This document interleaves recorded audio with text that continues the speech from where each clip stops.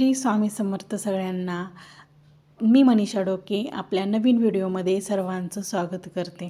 आज मी इथं एक छान हिरवंगार असं कलिंगड घेतलेलं आहे. आतमध्ये कसं एकदम लाल बुंद असं निघाले बरं का हे कलिंगड. तर हे किती छान एकदम गोड असं हे कलिंगड आहे. तर ह्या कलिंगडाचे मी असे 4 काप करून घेतलेत आणि त्याचे छोटे छोटे तुकडे करून घेणार आहे. तर आज आपण बनवणार आहोत कलिंगड लेमन सरबत.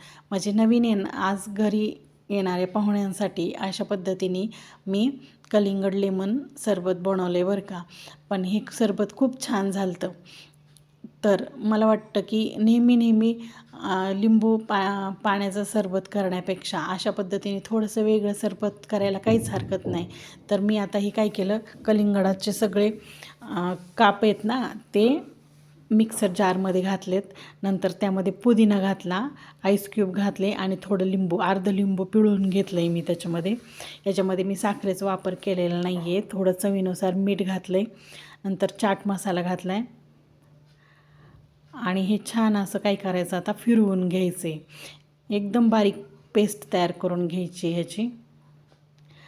आता इथं आपण छान असा ह्याचा इथं सरबत तयार झालेला आहे. परंतु हा सरबत आता काय करायचं, मी इथंच ह्याची चाळणी घेतलेली आहे पुरणाची.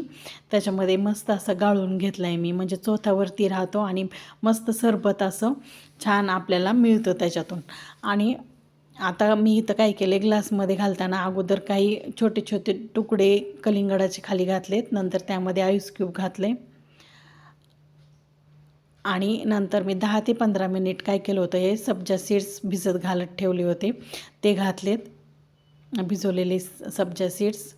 आणि नंतर त्यामध्ये आपण हे गाळून घेतलेलं कलिंगड लेमन सरबत घालायचे. ही वेगळी अशी रेसिपी एकदा तुम्ही करून पहा. नंतर त्याच्यामध्ये गार्निशिंगसाठी मस्त असं पुदिन्याचे पानं टाकायचे आणि अशी कलिंगडाची फोड ठेवायची. तयार आहे आपलं कलिंगड लेमन सरबत. या पाहुण्यांसाठी उन्हाळ्यात तुम्ही पण करून पहा.